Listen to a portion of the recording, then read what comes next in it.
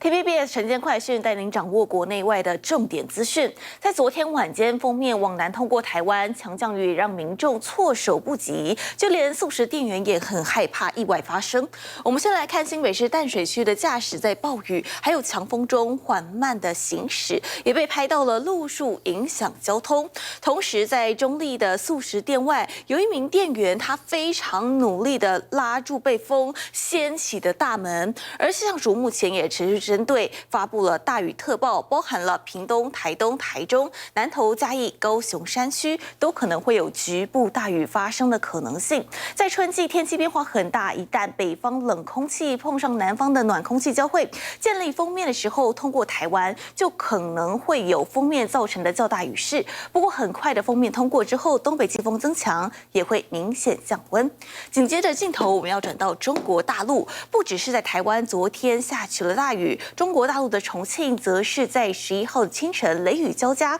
甚至影响到了民众的健康。我们就来看当天的雷电活动超过了6000次，导致了雷暴哮喘病例激增。在当地的医院呢，发现在4小时内接到急诊有310名的患者，急诊室人满为患。而暴雷前的冷空气和强风就携带了花粉还有霉菌等等进入了云层，才会触发了哮喘。医师也提醒，在暴雷的期间要尽快躲到室内，以免减少这些过敏反应的风险。紧接着要来关心下个月就要到来的5·1劳动节。过去其实在5·1也曾经有许多的劳动团体或是工会都会上街游行，今年也不例外。民团就提出了7大的诉求，他们强调长期的低薪还有职场霸凌等问题。在总领队的戴国荣的领导之下，他呼吁呢，明年应该要将最低工资调到32000元以上，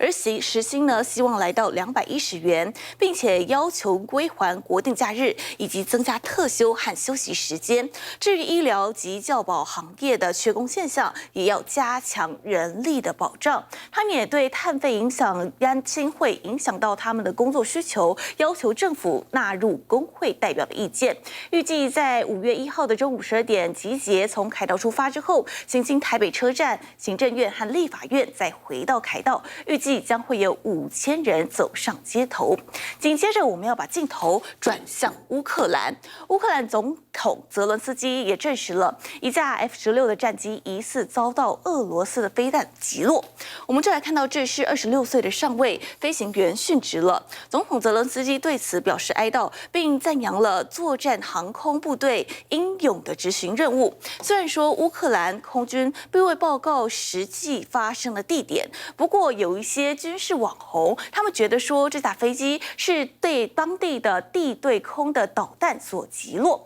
不过究竟是什么原因导致坠机，还要等待当局调查厘清。我们还要持续关注的是美国祭出的各国对等关税的影响，又有新的措施。美国将对国家征求11%到50%不一样的对等关税，不过部分的电子产品，像是智慧型手机或是晶片豁免，目前有一部新的进展。川普将启动新一轮对半导体的国家安全贸易调查，可能施加新关税。而白宫表示呢，美国需要减少对中国技术产品的依赖，许多科技公司已经开始将对制造业务移回美国，并且预估针对中国产品的高关税影响贸易的情况要来做评估。川普的关税政策可以说是一天一变，而各国呢也是积极的要来掌握资讯，想办法应对，减少产业冲击。